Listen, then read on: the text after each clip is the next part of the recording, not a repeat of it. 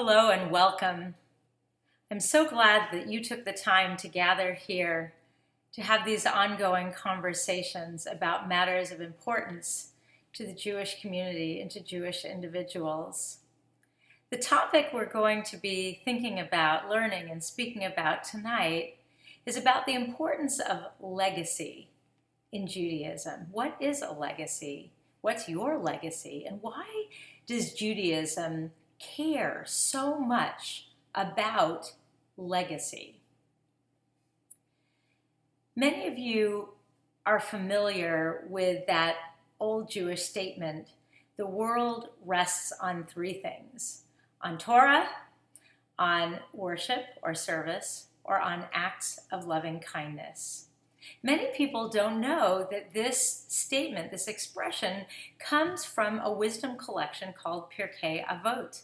Pirkei Avot, a wisdom of our ancestors, is a compendium of statements and expressions that were made by sages and rabbis who lived from the year 200 before the Common Era through the year 200. What most people don't know, even if they know the world stands on three things, what most people don't know is the very opening statement, the first statement in Pirkei Avot. And it goes like this: Moses received the Torah from Mount Sinai. Moses passed the Torah to Joshua. Joshua passed the Torah to the elders. The elders passed the Torah to the prophets. The prophets passed the Torah to the men of the great assembly. That's the opening of Pirkei Avot. Now, why do I think that's so important? It tells us right away of our belief in Judaism as an inherited, a transmitted legacy. And that when we live our lives, we are recipients of that legacy. And we are people who, by living our lives, will pass that legacy on to the next generation. Now, many people think that in order to leave a legacy, you have to have children. And perhaps you have children, or perhaps you don't. Maybe your children practice Judaism, or maybe they don't. But you can shape and leave a legacy. You can even think about how you are going to be part of transmitting Judaism to the next generation and the generation after that, regardless of whether you yourself have children. And that's what we're thinking about and discussing tonight. I do have children. I want to share one story with you about my own sense of legacy.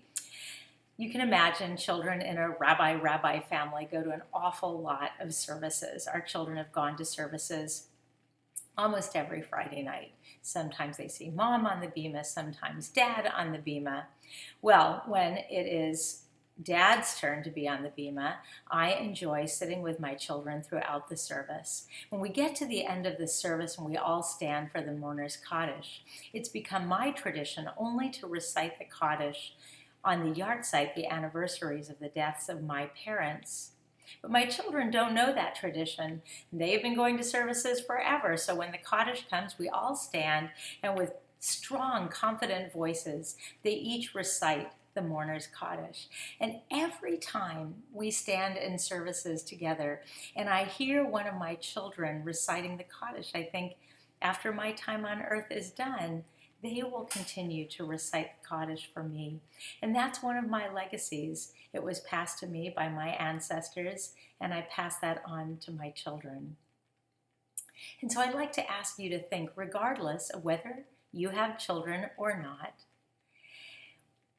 when you think about your legacy, what is it? What will it be?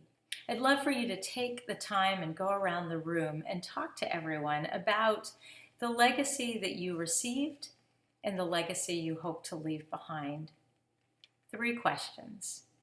Question number 1. When you think about the legacy that has been transmitted to you, do you think it was transmitted purposefully, intentionally, or not?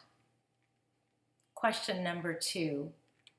What is the legacy that you would like to leave behind after you are gone from this earth? And question number 3, why do you think that the very idea of legacy is so important to Judaism and to the Jewish people